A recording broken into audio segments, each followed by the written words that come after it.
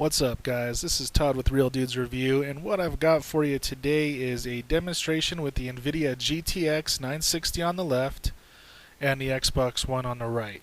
The GTX 960 is sitting in a budget gaming PC I built for under 550 bucks.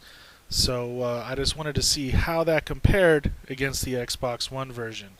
The Xbox One version, as we know, is locked into 30 frames per second. The PC version, if you guys full screen this and put it at 1080p, you could probably see my frames per second in the upper left hand corner. And those are sitting pretty stable at 60 frames per second. The texture settings to get it to look as good as the Xbox One version as far as textures had to be set to extra high. Normal out of the box settings where texture quality was normal, it wasn't good enough. When you get close to things like license plates and signs, it would pixel out. So I had to get those settings up to extra high to have it look as good as the Xbox One version. And again, the frames per second here are what's making all the difference. You might say the one on the left, the PC, the colors look a little more vibrant, a little more bright. I don't know if that's because it's a PC version, but on the Xbox One on the right,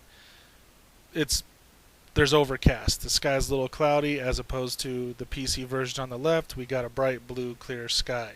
Both of these videos are taken at the same time of day in the GTA 5 game, roughly about 8:30 a.m.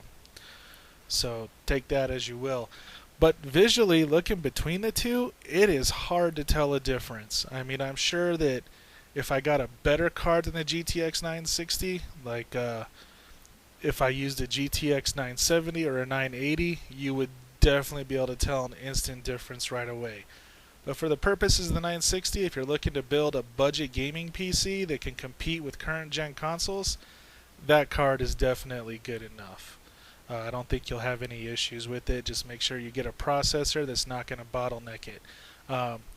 Go into my channel, look at a previous video. I just did a whole video on building a console PC for around 550 bucks.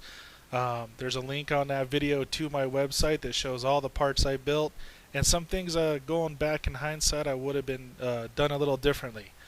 But other than that, this is the demonstration. PC version definitely smoother. I mean, you can clearly tell that it is a lot smoother with those high frames per second.